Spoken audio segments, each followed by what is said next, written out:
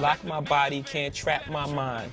Easily explain why we adapt to crime. I'd rather die enormous than live dormant. That's how we on it.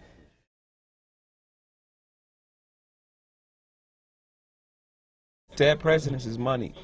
You know, it was our chase for you know, our chase for the life, and that was our obsession with it because we didn't have it. No one cares whether you live or die, and that's where that mentality goes at. I'ma get it or I'ma die trying. If I don't try, what am I doing? What kind of life am I saving? Like, these things is wicked in these mean streets. None of my friends speak. We all trying to win. We all trying to win, and a lot of times we bumping heads because we all trying to get out. That's like the crabs in the barrel mentality, you know, that we have, because everyone's trying to survive. And we trying to survive at any cost. You have to look at that. You got to look at the environments and places we live in, and how things are set up, and how things are structured, and how we're always the last on the totem pole, even from our schooling to our roads to, you know, everything that all the obstacles that's placed in front of us, even our living conditions. Being broke is a great motivator. Have 26 floors and there's a ton of them, right? These low-income houses, and everything is messed up there. So that's like living dormant. If this is what I have to live for, then I'm going to take the chance to get more. It doesn't matter.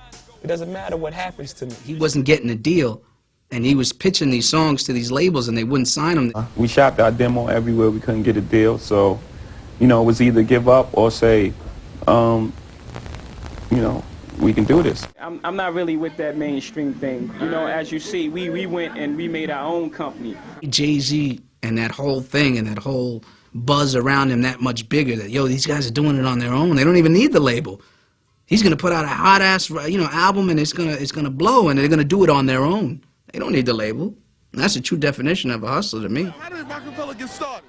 Well, me and my man Damon Dash, we founded roca-fella. We started out the trunks of our cars. Like, I was bringing records to Brooklyn getting $300, literally. When I had my first meeting with Jay, was with a bag of money to help him get his records played. He was like, no, we want to pay you to do this. So they brought this big bag of money to me, say, we want to help you get our record on the radio. Jay always said, we don't want nobody to do anything for free. You know what I mean? I'm gonna pay you to do what I need you to do. When your boy reach a billion, it's a rap. That was the greatest trick in music that people ever pulled off, is to convince artists that you can't be an artist and make money. I think the people that were making millions actually set that. I think they set that whole thing up. You know, it was almost like shameful, like especially in rock and roll. You had to pretend that, you know, you got these millionaire guys who had to pretend as if they weren't successful at all, or it would be like a detriment to their career. The record company was becoming successful, and we believed we could do anything at that point. He was like, well, they wouldn't give us a record deal. We started a record label. They won't give us a clothing deal. Let's start a clothing line. We went and we had like a record company. It was like way smaller than this, and 3 sewing machines.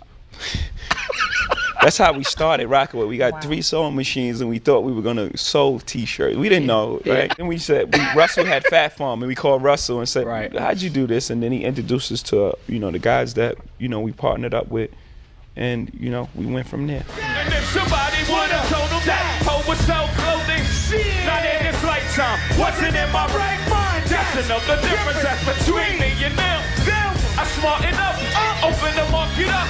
1 million, 2 million, 3 million, 4 in 18 months, 80 million more. That these things are big things to us. It signifies some type of success, that you're headed in the right type of direction. So you celebrate it. Maybe a little too much, but you do celebrate these things, because these things are big wins for you. And you don't have so many wins. And you've been on the quest to get this the whole time, by any means necessary. It's lonely over there when you trying to, and you don't have a silver spoon in your mouth. You don't have the investment bankers. We invest in our own money. We're the only ones that believe in ourselves. And that right there, that's not like an easy thing to get up and do every day, because there's no blueprint for it. There's no school you can go to for it, no blueprint for it. There's no, you know, and there's not a support system. You know what I'm saying? We out there on our own, hustling and you know, making history, you know what I'm saying? All right, here we go. Favorite book? Celestine Prophecy. Okay.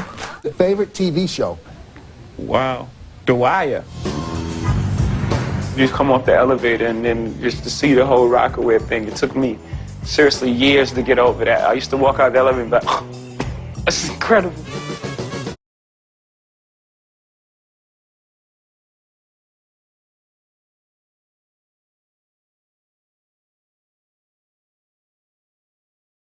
Tell me I don't get it. Everybody can tell you how to do it, they never did it. Now these niggas is mad. Oh, they call me a camel, but I'm. I hope to inspire, like, I guess Obama took this thing already, but, you know, just the hope of, you know, how far we can make it, and the hope of, you know, if you really apply yourself and stay true to who you are, you know, how far you can come from where you come from.